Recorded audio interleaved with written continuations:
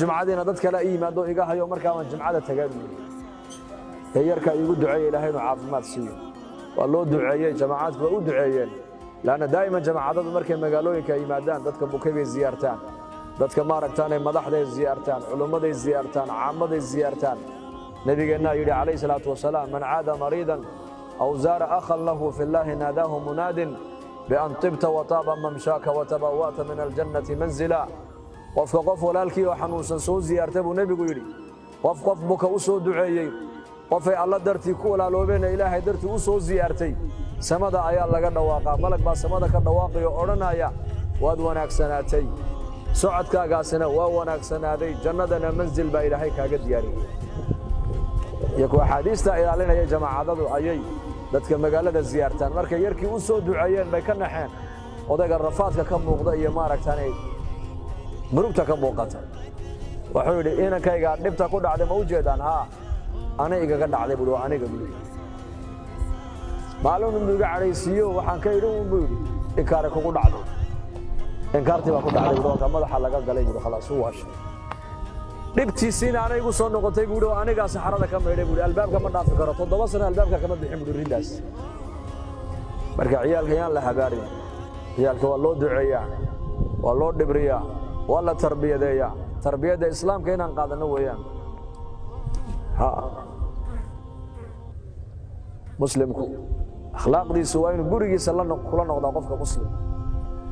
والنبي قالنا عليه الصلاة والسلام وكي ورنجري أكمل المؤمنين إيمانا أحسنهم خلقا وخياركم خياركم لنسائهم وأنا خيركم لأهلي بالنبي صلى الله عليه وسلم مؤمنين كو إيمانكم قول نقضى كمال كو قاري وكو ضد بعد ونكسنا برسولكم يدي كو مؤمنين تو خير بدنا وكو ريره كو خير بدن أنا ريركيغا u khayr badan buu nabigu yiri akhlaaqda wanaagsan aad leedahay iyo naxariis wanaagsan hadaad leedahay baa leeydi dadka ugu xaq la inay arkaan waa ma aragtaanay waxa weeyaan ma aragtaanay waa ehelkaaga labada dhalinyaradana waxaan oranaynaa shaabun nashaa fi taa'ati allah nin dhalinyaro ah oo dhalinyarnimadiisa ilaahay taa'adiisa ku ababay oo ku barbaaray waxa uu ka mid noqonayaa todobada ilaahay qiyaamaha hooskiisa ugu hoos hareeyo ninka dhalinyaradaana waa kii nabigu lahaa calayhi salaatu wasalaam birru aaba'akum tabarru abna'akum baa nabigu hadaa labadiina waalid u samafashaan inikana ku aad dhasheen bay inii samafali doona buu rasuulku yiri rida allahi fi rida alwalidayn ilaahay raali gelintiisu waxay ku xidhan tahay buu nabigu yiri labada waalid oo la raali geliyo waalidkaaga raali geli saxaabiga la oran jiray taabiciga Urwa bin Zubayr Allah raali ka noqday ayaa waxa la yiraahdo hooyadii Asmaa ayaa la yiraahdo Urwa nin caalim abu ahaa oo rabbaaniya hal maalin baa lagu yiraahdo hooyada waad jeceshahay baarina waad u tahay nin ka baarisan anagu ma nu arag nin adiga hooyo kaaga baari badan maan arkine hal maalin hooyada adoo cunto la cunaya laguma arkin sidee ku dhacday baa lagu yiri wuxuu hooyada cuntada waxaan la cuni waayay baan inii sheegay waxaan ka baqay buu yiri luqmada ay tamacda in iyadu qaadato inaan ka hor qaato ka hor cuno oo inta caaqil waalidey ku noqdaan ka baqay buu taasaan goonida ugu cunaayadana goonida ugu siyaabo maalintay dhimatayna sida ilmo yar uu ooyay baa leeyahay markaas lagu yiri nin yow geeridu waa xaq sida loo ooyana ma banaane nin sheekhana waa tahay oo ummadda nabi maxamed baaba ka dhintay calayhi salaatu wasalaam ummaddu ay weydee waa maxay ooyinta sidana hooyada aad ugu ooyeyso wuxuu geeridu waa xaq weeyaan hooyaday maaha waxaan dhimashadeeda la ooyayo laakiin albaabadii jannada looga galaya kamida ayaa iga xidhmay buu maanta waalidku baarinimada waalidka loogu baarin sameeynaya waxa lagu mutaystaa albaab gaar oo jannada ku yaala ayaa jiro oo dadka labadooda waalid ama mid kamida baariga u ahaa ay ka galaan ayaa ilaahay ugu tala galay marka albaabkaas ay iga xidhmay buu marka aniga marka waalidiinteena ha ka ducaysano hanu khidmayno harali galino wala taqul lahumā uffin wala tanharhumā وقل لهما قولا كريما واخفض لهما جناح الذل من الرحمة وقل رب ارحمهما كما ربياني صغيرا إلهي بقرآن كأنه وشاق قابك والدك الله لدغ مايو أفضى أيرو كالمدى والدك كأنه استعمال شماها walaa tanharhumaa nabaa la yidhi waa maxay waa wejigaaga inay isbeddelba ka arkin labadaada waalid markay kula hadlayaan ay amarku siinayaan iska daa diidmada qalbiga inaad ka diidday iska daaye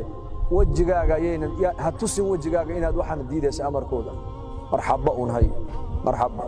marxaba marxaba hooyo marxaba waa yahay marxaba un hay haddaad labadaada waalid marxaba aad tidhaahdid kuwaad adiguna dhashay marxaba un bay ku odhanayaan ogow yani labada waalid ayakaa kugu tabcay siiba hooyada 9 biloodna caloosheedaad ku jirtay 2 sanana dhabarkayga ayaad saarnayd min maalintaad dhimanaysid ama adigu aad ka hor dhiman ama iyadoo ay kaa hor dhimanna waa wiilkaygii yaraadoon bay ku haynay adoo 60 jir oo 70 jir unbay odhan kan waa garu dambayskaygiiyo iska eega hooyada ilaahay baa naxariista inoo geliyey waxaan iyada siino ayay ubadkayga dib u siinaysay ilaahu ku naxariiso markaasaan hooyo waxaan adaan kuu keenay adaan kuu soo diree anuda maxaan ka dhigay oo ciyaalkan siinayaa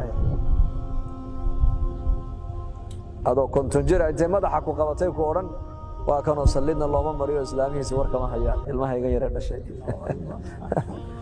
yaa allah hooyada abaalkeeda lama gudi karaayo nabigeena calayhi salaatu wasalaam nin baa u yimid oo yidhi saxaabada yaa rasuulallah dadkayga ehelkayga qofkee aniga igu xaqle bal ii sheeg markaa buu nabigu yidhi hooyo haddana buu ka yidho markaasuu yidhi hooyo mar saddexaadna u weydiiye hooyo markii afraad buu nebigu yidhi aabbo maxaa saddexdaa nebigu hooyada u sheegay laanna hooyadu tacabka ilmaha ay la soo martay aabbuhu lama soo marin aabbaha sifadiisu waa adayg hooyada sifadeeduna waa raxmad 9 ciyaal hadday hayso oo kala dabeecad yihiin mid walba iyadu mid walba way raali gelin mid kasta haddii la yidhaahdo hooye ubadka ayay ugu jeceshahayna wuxuu odhanayaa hooye ubadka anay ugu jeceshahay laakiin aabbuhu sifada ma leh aabbaha ciyaalku waa u kala soocan yihiinoo ka tacliinta iyo baariga u ana wuxuu ka tacliinta waxbarashada ku wanaagsan isagana u baari ana wuxuu odhanayaa anu kanaan dhalay haddaan ninta ninkaa iga eega buu odhan laakiin ka ku dhaga adaga waxbarashadana ku liita kan ciduu raacayba garan mayna buu odhan ciduu yahayba kan garan mayna anagu laakiin hooyadu sidaa maaha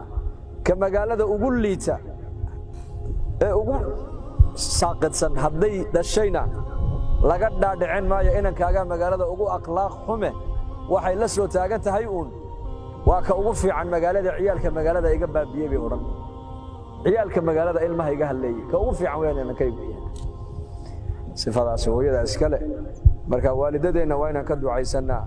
waa inaan u khadmaynaa waa inaan ilaahay ugu dhowaannaa alzim rijlayha uma aljanna